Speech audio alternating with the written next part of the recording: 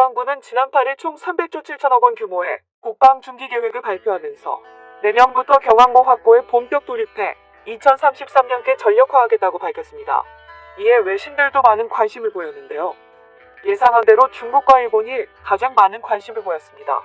다음은 일본 네티즌들의 반응인데요. 댓글의 반응을 보면 일본은 꼭 힘으로 눌러줘야겠다는 생각을 하게 됩니다. 안녕하세요, 군사기밀TV입니다. 알람 설정을 하시면 영상 업로드 시 바로 시청하실 수 있습니다. 시청해주셔서 감사합니다. 한국에 독도함이라는 군함이 있다. 일본에서 군함을 만들어 다케시마라고 하면 어떻게 반응하는지 보고 싶다. 한국이 항공모함을 만드는 것은 제멋대로이지만 돈을 쓰레기통에 버리다 이것보다 더 정확한 표현이 있을까? 최근 복수의 중국 언론들도 한국의 항공모함 건조 가능성에 대해 보도하였습니다. 이 같은 소식에 중국 네티즌들도 F-35가 항모 문턱을 완전히 낮춰버렸구나, 오버하지 마라, 한국은 잘해야 껍데기 하나 만들 수 있다 등등 일본과 비슷한 반응을 보였습니다. 하지만 중국 언론들은 한국의 조선 기술에 대해 더 많은 관심을 보였는데요. 2016년부터 지금까지 꾸준하게 관심을 보이는 배가 있습니다. 기사를 보면 한국이 만든 이 배는 인정한다며 항공모함과 연결하는 내용들이 많습니다. 한국의 언론보다 중국 언론이 다른 기사를 더 찾기 쉬울 정도로 중국에서 관심을 나타냈습니다. 한 척이 20대의 라오닝함과 맞먹는다. 배수량 110만 톤 한국의 거물 공정선이 주목을 받고 있다.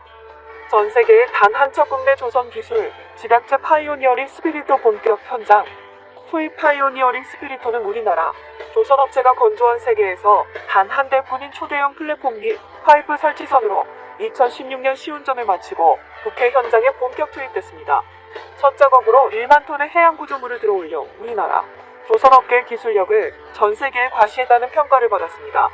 특히 파이오니어링 스피리토는 13,500톤 무게의 유전 개발 시추 설비를 직접 들어올린 뒤 운반하면서 해외 조선 및 해운업체와 언론으로부터 크게 주목을 받았습니다.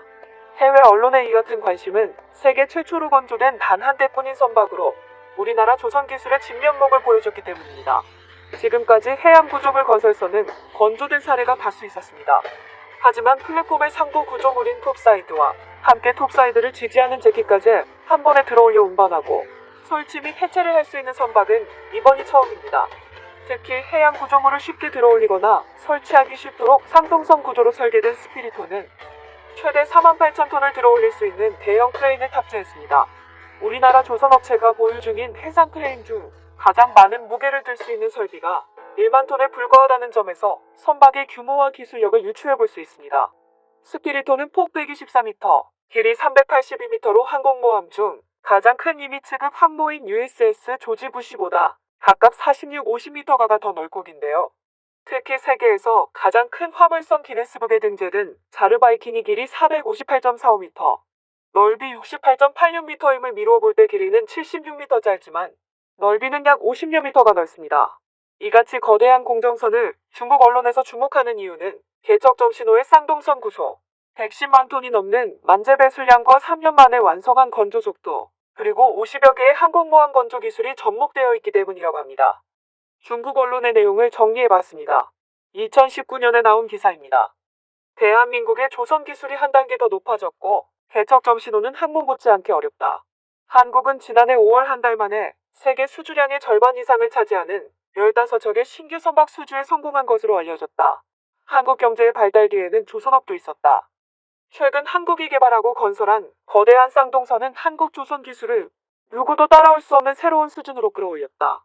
2011년 한국의 대우 조선소는 쌍동선을 만드는데 3년밖에 걸리지 않았으며 금까지 세계 최대의 쌍동선 엔지니어링 선박이다. 이 배는 개척점 신호다. 해상 석유 및 가스 파이프라인과 운송을 위한 대형 해양 플랫폼을 구축하는 데 사용된다. 해외 석유 탐사에 큰 도움이 된다. 개척점신 사업수송선은 2015년에 정식으로 진수돼 만재 배수량이 110만 톤에 달하는 반면 중국 라오닝 항공모함의 만재 배수는 6만 톤에 불과하다. 한 척의 배수량이 라오닝함 20척과 맞먹는다고 한다. 한국은 처음에 기존 슈퍼크루즈선 2척의 중간 부분을 용접할 계획이었으나 전문가들의 많은 측정과 계산 끝에 이 방법이 효과가 없다는 것을 발견하여 처음부터 제작하기로 결정했다. 부피 측면에서 개척 정신은 독특한 이중 선체 구조를 채택하여 초기 건설 및 이후 작업에 큰 편의를 제공한다. 외관상 개척 정신은 양쪽에 평지갑판을 단 쌍체 항모를 닮았다. 개척점 신호는 건설 과정에서 항공모함의 고유한 기술을 신기나 채택한 것으로 알려져 있다. 따라서 이 수송선이 성공적으로 건설된 후 중국과 러시아를 포함한 많은 국가에서 쌍동선 수송선을 만들 생각을 하고 있다. 만약 그것이 항공모함으로 개조될 수 있다면 300대의 스텔스 전투기를 수용할 수 있는 능력을 갖추게 될 것이며, 가판이 2대의 비행 가판은 함재 기량과 함재기에 이착륙 효율성에 큰 도움이 될 것이다. 항모에 버금갈 정도로 건조가 어려운 이 해상거인은 대한민국의 조선 능력을 충분히 과시할 수 있을 것이다. 2020년에 나온 기사입니다. 일반적으로 경량, 중형과 슈퍼캐리어로 나뉘며 무게는 약 4만에서 8만이다. 오늘날 세계에서 가장 큰 항공모함은 미 일군 소속의 니미츠급 항공모함으로 무게는 8만 이상이다. 일반적으로 보통선과 항공모함의 톤수 차이는 비교가 안 되지만 지금은 항공모함을 훨씬 초과하는 톤수를 가진 민간선이 있다. 이 민간 선박은 개척정신이라는 이름의 산업용 수송선으로 저 파이프라인 건설과 해양 플랫폼 운송을 주목적으로 하며 제조업체는 세계에서 두 번째로 큰 조선소인 대한민국의 대우조선소이다. 개척정신호의 만재 배수량은 무려 110만 톤으로 미 항모 포드호의 10배에 이른다. 배수량만 따지면 2배가 압도적이다. 이 같은 다통급 민간선은 항모 한 척 못지않게 건조가 쉽지 않은데도 대우조선소는 그것을 만들었을 뿐만 아니라 매우 빠르게 만들었다. 그리고 데이터에 따르면 선박의 톤수가 엄청날 뿐만 아니라 가판 13개, 선실 288개 특수관과 같은 항공모함 특화 기술 신기를 보유하고 있어 제조 난이도가 일반 선박보다 더 높은 수준임을 보여준다. 대우조선은 항공모함 같은 배를 3년 만에 건조해 어떤 보안 기술을 썼는지, 이 기술들이 항공모함 제작에 가능한 것인지 궁금해진다.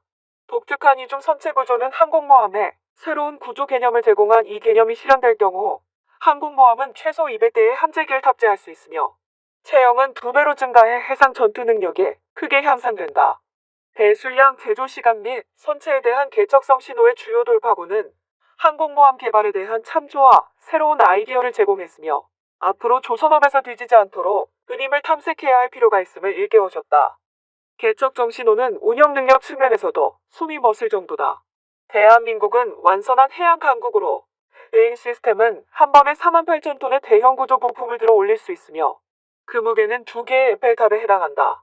프랑스 핵추진 항공모함 샤를 드고로가 완전히 무장 만재배 수사만 톤 된 경우에도 쉽게 들어 올릴 수 있다.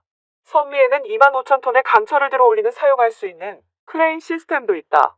개척정 신호가 민간 선박이라는 점을 감안하면 니미츠급 항공모함과 같은 많은 전투 및 지원 인력을 배치할 필요는 없지만 자동화 수준은 여전히 매우 인상적이다. 이렇게 거대한 해상 공작선을 운용하는데 571명이 필요한데 미 해군의 핵추진 항모 열척을 가동하려면 6만 명에 육박해야 한다. 이보다 많은 기사들을 찾았는데요.